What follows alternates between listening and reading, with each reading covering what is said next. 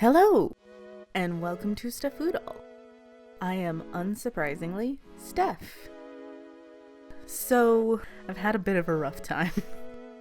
I have a repetitive strain injury in my right hand and wrist, which I've had for years now, but it decided to flare up while I was working on the next Cave Club Elemental doll, which you will notice is not the doll for this video.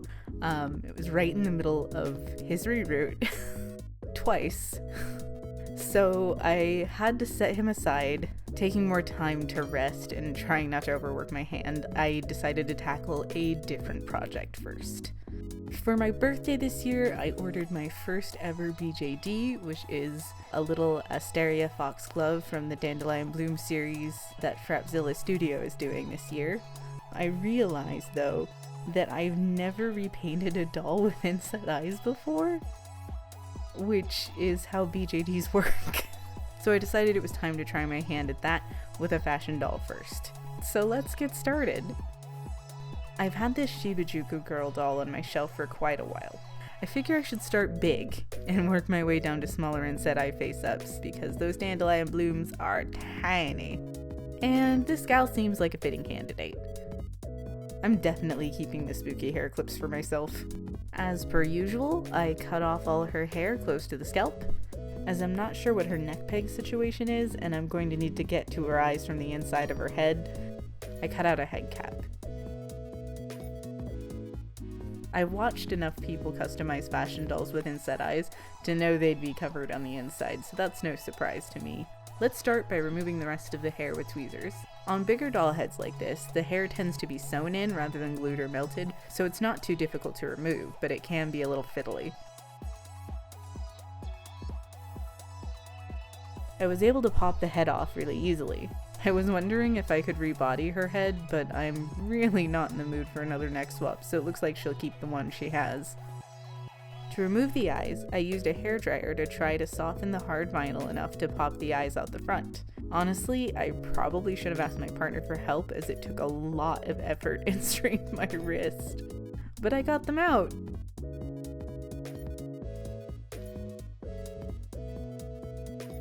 They look so weird on their own. Now that the eyes are out, I can cut out the backing inside the head through the eye socket, as that's an easier angle to get at, and then clean up the edges from the inside afterwards. I won't be using her original eyes. Instead, I want to try making glass cabochon eyes. I've got a bunch of different sizes, so I tried them out in the head to find the right fit. I settled on 20mm cabochons as they fit perfectly. Now that's figured out, I cleaned off the factory paint with pure acetone. The glitter took a bit of scrubbing, but came off in the end.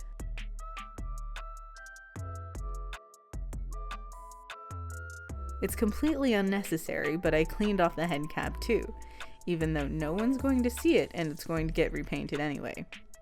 Because reasons. Let's work on the eyes. I start out by tracing the cabochon several times on some Bristol board, and use markers to draw mock-ups of different iris shapes and placements. My first few tests were all a little too big because I forgot to account for the fact that the cabochon's convex shape would enlarge the image. Science. What ended up working best was a sort of oval anime-style iris shape. Now I know I could just glue the paper to the cabochon and be done with it, but I really wanted to try painting the eyes on the back of the cabochon as I thought it would be a fun challenge. So I used double-sided tape to stick the cabochons curved side down to a scrap of Bristol board and got to painting. I tried using model acrylic paint first, but it just didn't want to stick to the glass. Then I remembered I had a few Posca paint pens and that those have the ability to write on glass. I didn't have many colors, so I decided to make some proof of concept eyes. The Posca pen stuck very nicely. I was even able to get the model paint to work in the end for the darkest part. I actually really like these colors together. I might make a less sloppy version for another project in the future. Since the Posca pens worked so well, I ordered a set with more colors and got to work. I ended up really liking the color combination I'd used for my paper tests, so I tried to recreate that with pink, yellow, blue, purple, and a little bit of white. To make sure that the pupils are the right height and width, I first draw a cross and then fill it in. Whenever I wanted to correct or adjust shapes, I used the tip of a sewing pin to gently scrape the dried paint away, and then smoothed out the edge with another stroke of the pen.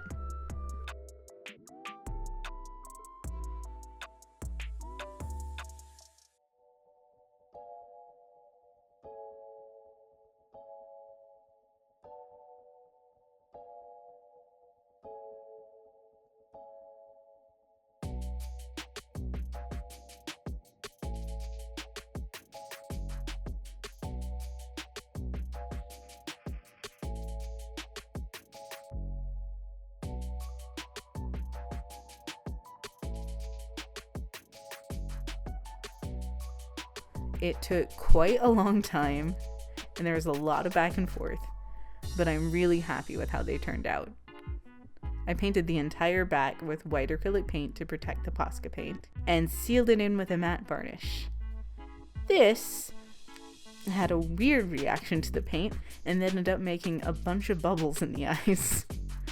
But they kinda make the eyes look sparkly, like I added iridescent glitter, so I'm not mad at it. When I was cutting out the extra vinyl holding in the original eyes, I accidentally nicked the outer edge of the right eye socket. So I sanded both sockets down in the same area to keep them looking even. Now that's sorted, I need to clean off any extra sanding dust and oils left by my hands. She's all clean and prepped with a layer of Mr. Super Clear, so I start by sketching everything out with a dusty pink color. Because the eyes I made were bright and anime inspired, I decided to go for a more simple graphic style without any black. I made like Hextian this time and sketched out her eyeliner and lashes in full with the pink. I'll be going over them later with shades of blue and purple.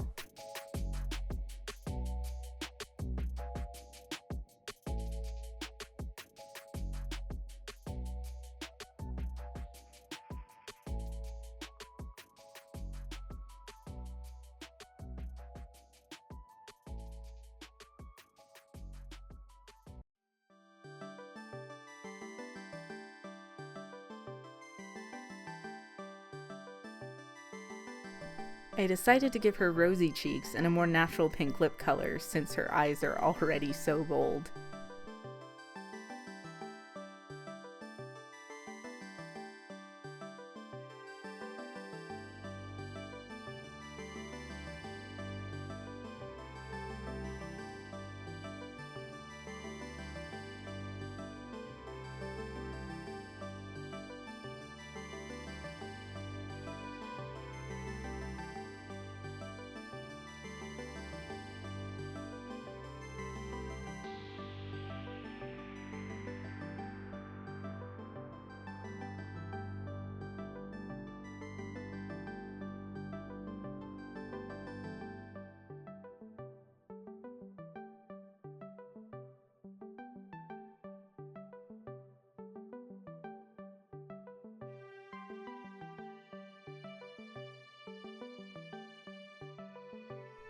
To make eyebrows, I generally use a dot of pastel to mark the inner points and make sure that they're evenly spaced. And then I sketch the rest out with pencil.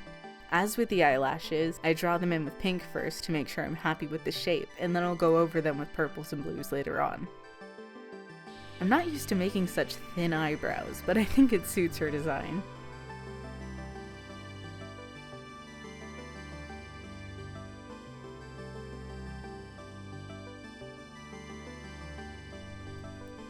I didn't actually realize until I was working on this face-up, but this is the largest doll head I've ever worked on. Makes the prospect of working on one of the 17-inch Monster High dolls in my stock box a little less intimidating.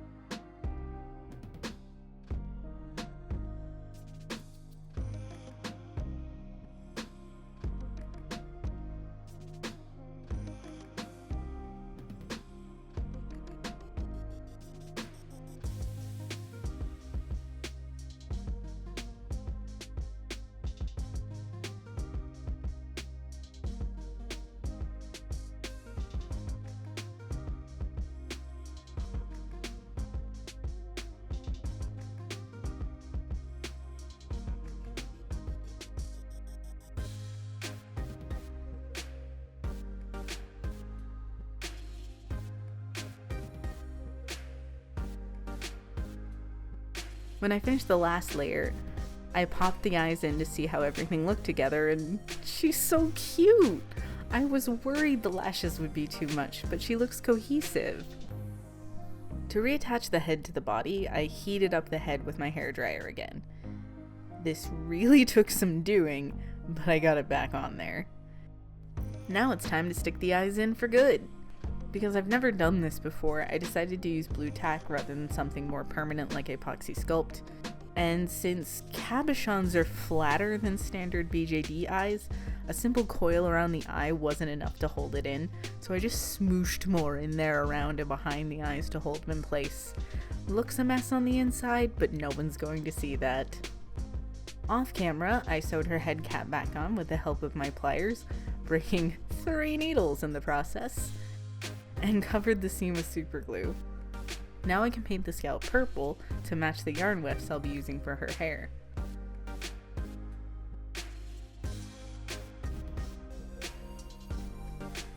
After a few coats of paint, I added 2 coats of matte Mod Podge to seal it in. I made the wefts off camera using my left hand to brush out the yarn instead of my right so I wouldn't strain it. I decided to give her a Rainbow Bright inspired ponytail. I start by gluing the wefts for her fringe.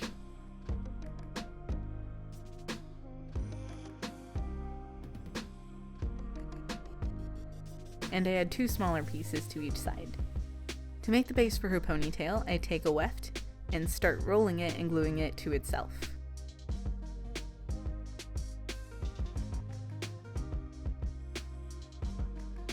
When I get to the end, I add another weft and keep going.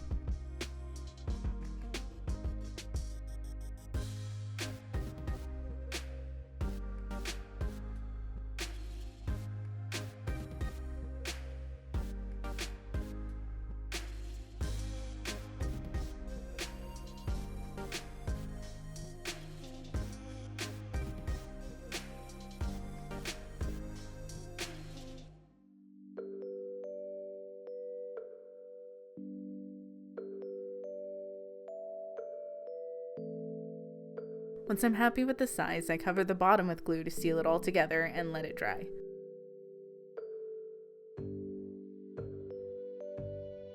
Before moving on, I wrap cling film around the head to keep the fringe and the side pieces separated while I work on the rest.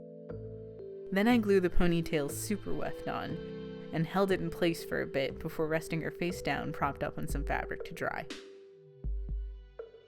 Then I start gluing wefts all around the hairline facing outwards. These will later be flipped back and pulled into the ponytail.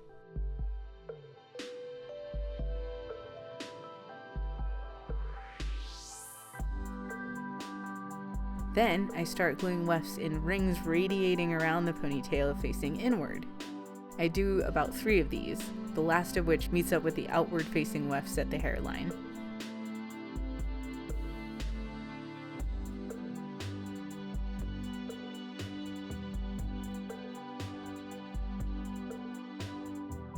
Once everything is dry, I can gather up and comb all of the yarn into a ponytail, securing it with a hair elastic.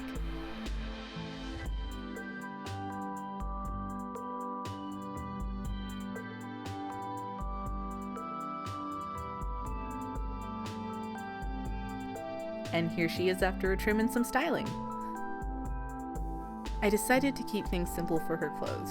I'm going to reuse this top that she came with, but I'm going to remove the sleeves. I used a seam ripper to carefully remove the stitching, and then I hemmed the armholes and added a bow.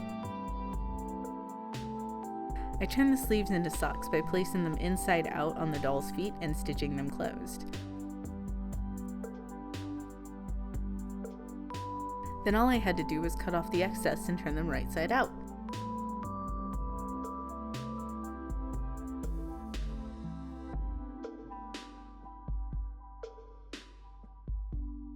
They look great with these spare Barbie shoes I had, but they could use some more bows. I also gave her a Creatable World skirt and top, and she's done. I ended up calling her Bunny because I did a lot of work on her over the Easter weekend, and I watched entirely too much Sailor Moon lately. I'm currently about 1/3 of the way through Sailor Stars right now.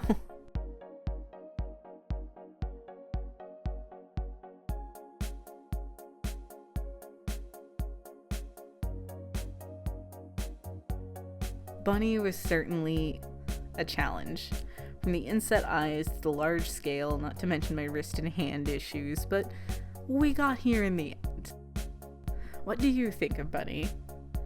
Have you watched 90s Sailor Moon? If so, which series was your favorite? I think mine are R and S, but they're all fun in their own way. If you like this video, give it a thumbs up, subscribe if you'd like to see more from me, and click the bell icon to get notified every time I post a new video. You can also follow me over on Instagram at Steffoodall to see works in progress, life updates, and other silly stuff in my stories. Until next time, bye!